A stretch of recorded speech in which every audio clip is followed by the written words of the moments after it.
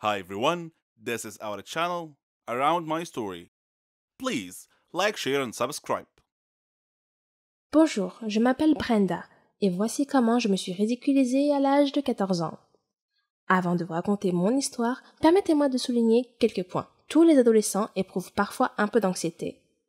Il s'agit en fait d'une réaction normale au stress et cela les aide parfois à faire face à des situations accablantes.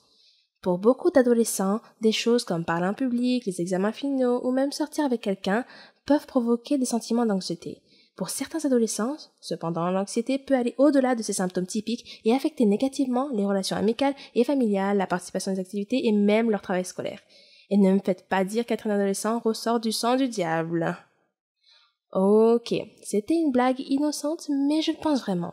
Donc, j'étais assise en classe, derrière le gars le plus mignon de ma classe. Son nom était Josh. Et je voulais juste lui demander son numéro de téléphone, mais j'étais terriblement timide et j'avais très peur d'être rejetée. Mais le moment du bal de l'école approchait. Je voulais y aller avec lui, mais il n'y avait aucun moyen de le faire en face à face. J'ai essayé de surmonter mon anxiété et je me suis convaincue d'y aller.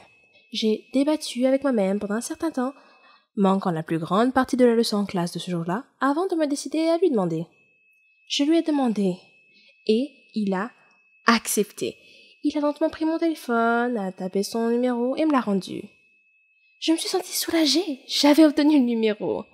Je veux dire, j'avais tort, il n'y avait pas de quoi être inquiète. J'avais aggravé la situation dans mon esprit par rapport à la réalité. C'était agréable de réaliser que j'étais anxieuse pour rien, d'en finir et d'avoir son numéro. Je suis rentrée à la maison plus tard ce jour-là et j'étais si excitée d'appeler ou d'envoyer un SMS à Josh. Mais comme je suis timide socialement, j'ai essayé de lui envoyer un message. Mais le message n'a pas été délivré. J'ai vérifié le numéro qu'il m'a donné et j'ai remarqué qu'il comprenait les chiffres 911, ce qui m'a indiqué qu'il m'avait donné un faux numéro de téléphone pour éviter que je le contacte. Je me suis soudain rendu compte à quel point j'avais agi bizarrement envers lui. Je n'avais pas de grand lien avec ce garçon avant de lui demander son numéro. Il n'y avait pas de relation entre nous. Alors j'ai dû lui faire peur en lui demandant son numéro. Je lui ai également demandé en plein cours en lui tapant sur l'épaule. Il n'y avait rien de naturel ou même de normal dans ma façon de procéder. Je n'ai pas agi de manière immorale, mais c'était terriblement gênant, socialement inapproprié et donc voué à l'échec. La rencontre a été douloureuse, mais je suppose que j'en ai tiré quelques leçons sur la façon de socialiser de manière appropriée. J'ai également appris qu'il est incroyablement facile de ne pas voir les signes évidents que les autres personnes vous donnent lorsque vous êtes anxieux, car vous êtes tellement absorbé par vous-même que vous ne voyez pas les signaux sociaux. En repensant à la façon dont il était clairement mal à l'aise face à ma demande, ce qu'il a fait comprendre en ne souriant pas et en hésitant à accepter de taper le numéro. Si j'avais été concentrée et que j'avais prêté attention, j'aurais peut-être remarqué son comportement et la façon dont il reflétait clairement ses sentiments à mon égard et face à notre échange. Cela m'amène à me poser la question suivante. Est-il plus facile d'avoir une anxiété fonctionnelle que d'être prisonnier de sa propre coquille, figé par l'anxiété? C'est peut-être le moindre des deux mots. S'occuper est souvent le moyen de rester figé dans sa coquille avec l'anxiété. Mais pour moi, cette expérience s'est transformée en objectif et a renforcé ma confiance en moi. Je vois cela comme une étape, mais ensuite, l'amélioration de l'estime de soi et de la confiance en soi vous permettra de fonctionner sans anxiété. C'est le but ultime. Mais vous savez quoi? Écrivez votre propre histoire. Vous ne pouvez pas continuer si quelqu'un l'écrit pour vous. Beaucoup de jeunes à l'école ressentaient la même chose. Ils ne se sentaient pas bien. Et je ne savais pas pourquoi. Les adolescents se reconnaîtront ce qui est effrayant et aggrave l'anxiété. Il faut y aller pour savoir que l'on est bien à l'école, et on ne peut le savoir que si l'on y va. Surmonter l'anxiété n'est pas une question de hippie ou de charabia. Il m'a fallu des années pour surmonter ce que j'appelle la peur de la vie, et je l'ai appris à la dure. Alors, est-ce que la blague du diable a un sens? Vous savez, parfois la vérité est encore plus étrange que la fiction, surtout si vous avez un sombre secret dans votre vie, qui vous mettra en danger s'il était révélé. C'était mon cas. Et voici mon histoire. Je m'appelle Charlotte et j'ai 17 ans. Je vis avec ma mère. Mon père est décédé avant ma naissance, alors ma mère a dû m'élever toute seule. Ma mère savait tout de moi. Mes études, mes amis. Elle avait certaines règles que j'étais censée suivre. Par exemple, il était interdit de manger à l'extérieur, je ne pouvais pas être amie avec quelqu'un sans qu'elle sache tout sur lui avant, etc. Je trouvais ces règles assez paranoïaques. Et je lui ai demandé pourquoi elle imposait de telles restrictions pour que je me fasse des amis. Elle m'a répondu simplement que de nos jours, on ne peut faire confiance à personne. Mais ce n'était pas une réponse très satisfaisante. Et quand je lui ai demandé ce que cela signifiait, elle n'a rien dit de plus. En grandissant, ces règles me déconcertaient encore plus, et je ne pouvais pas m'empêcher de me demander si elles avaient un rapport avec mon père, dont je ne savais rien. Maman disait toujours qu'il était un trouble-fête, et elle me disait que tout serait clair pour moi avec le temps. Un jour férié, j'ai rejoint un nouveau groupe. Nous avons fait beaucoup de concerts. C'était génial! J'étais douée pour jouer de la musique et chanter. Quand nous sommes allés camper, nous avons rencontré des étudiants d'autres pays. Nous nous sommes fait beaucoup de nouveaux amis et nous nous sommes amusés ensemble. Nous avons même eu la chance d'accroître la notoriété et la réputation de notre groupe. Après notre première représentation au camp, une fille asiatique s'est approchée de moi et m'a serré dans ses bras en disant « Charlotte, tu m'as beaucoup manqué !» Prise au dépourvu, j'ai demandé « Est-ce que je te connais ?» Elle m'a encore surprise en disant « Tu ne me reconnais pas ? Je suis Marie, ton amie !» J'ai souri et j'ai répondu « Tu dois te tromper. Je ne te connais pas. » Après avoir insisté sur le fait qu'elle était bien mon amie, elle s'est excusée et est repartie en courant rejoindre ses amis. Bizarre. Maintenant que j'y pense, j'ai souvent eu l'impression étrange que quelqu'un m'observait partout où j'allais. J'ai essayé de me débarrasser de ce sentiment à plusieurs reprises, mais je n'ai jamais pu. Je me disais simplement que ça devait être mon imagination. Ce soir-là, nous sommes tous allés faire une excursion dans la jungle. Il faisait très sombre. J'étais séparée du groupe et je me suis retrouvée seule, entourée d'arbres. J'ai appelé mes amis, mais personne ne m'a entendu. Soudain, je suis tombée sur quelqu'un. Une fille, semble-t-il, et je me suis excusée. Quand je me suis retournée pour la regarder, j'ai été choquée de voir moi-même, ou mon double. C'était comme si je me regardais dans un miroir. « Qui es-tu » ai-je demandé. « Je suis Charlotte » a-t-elle répondu simplement. « C'est impossible. Je suis Charlotte » dis-je avec assurance. « Es-tu avec nous ici au camping ?»« Oui » dit-elle.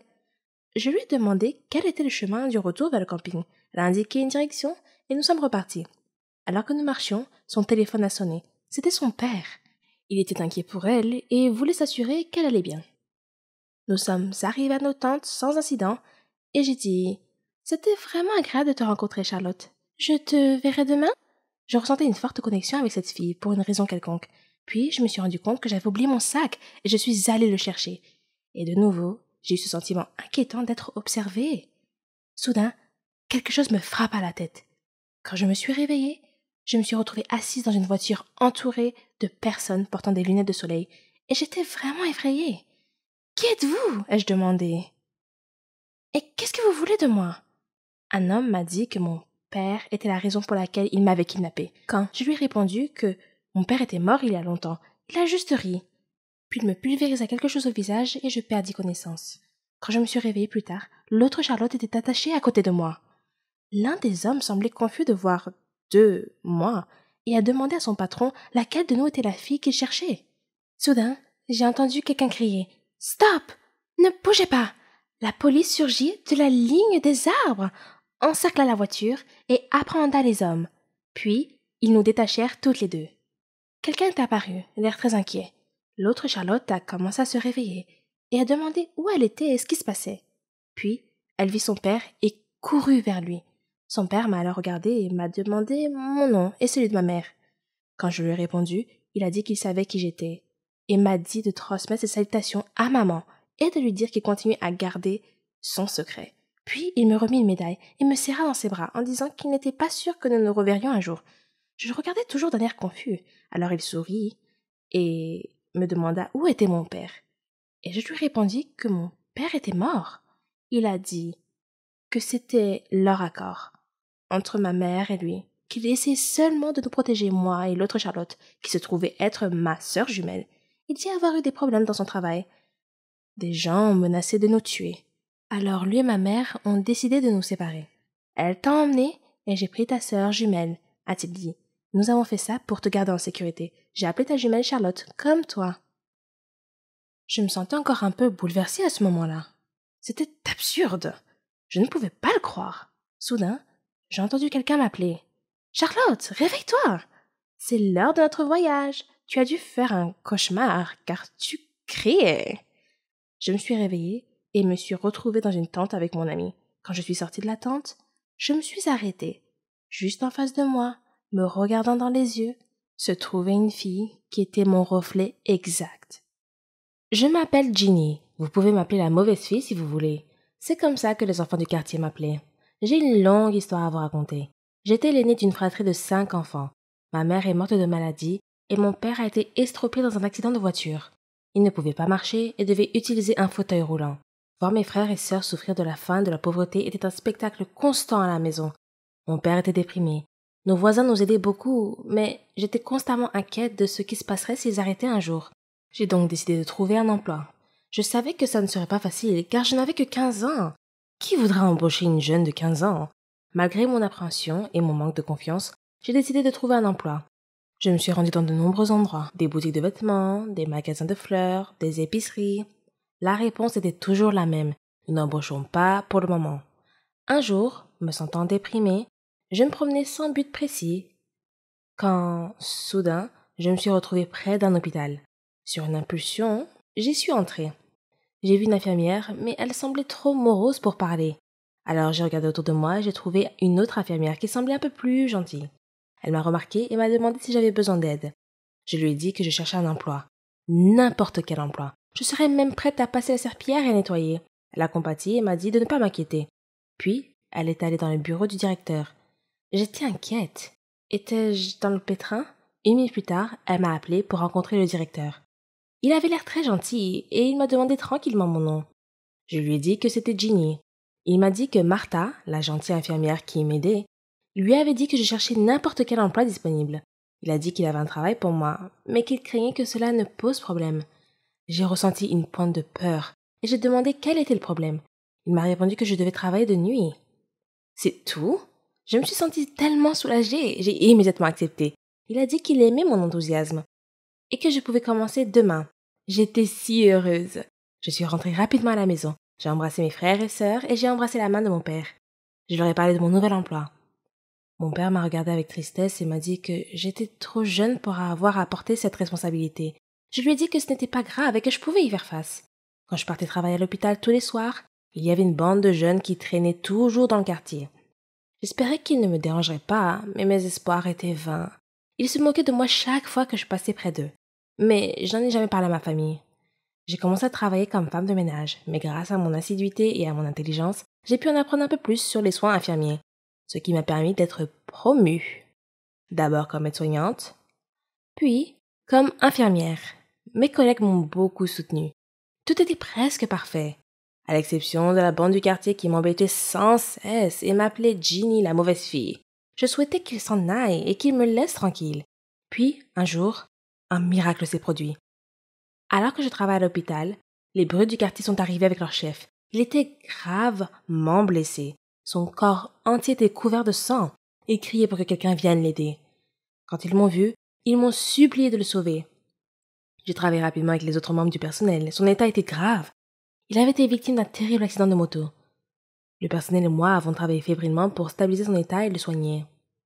Après l'avoir stabilisé, j'étais épuisée. Soudain, quelqu'un s'est approché de moi. C'était le gang du quartier. Ils se sont excusés de s'être moqués de moi et m'ont demandé de les pardonner. Ils ont dit qu'ils ne savaient pas que je travaillais dans un hôpital. J'ai souri et leur ai dit que tout allait bien et que je les considérais comme mes frères et sœurs. Une autre infirmière est allée les voir et leur a dit que leur amie allait bien maintenant. J'étais tellement heureuse que mon problème soit résolu. Ils m'ont appelée pour parler à leur chef.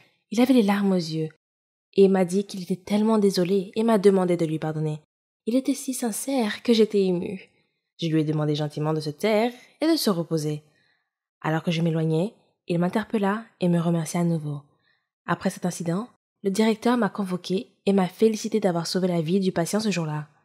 J'étais encore loin de réaliser mes rêves, mais j'avais une bonne longueur d'avance. La bande du quartier a commencé à m'appeler l'ange de la miséricorde.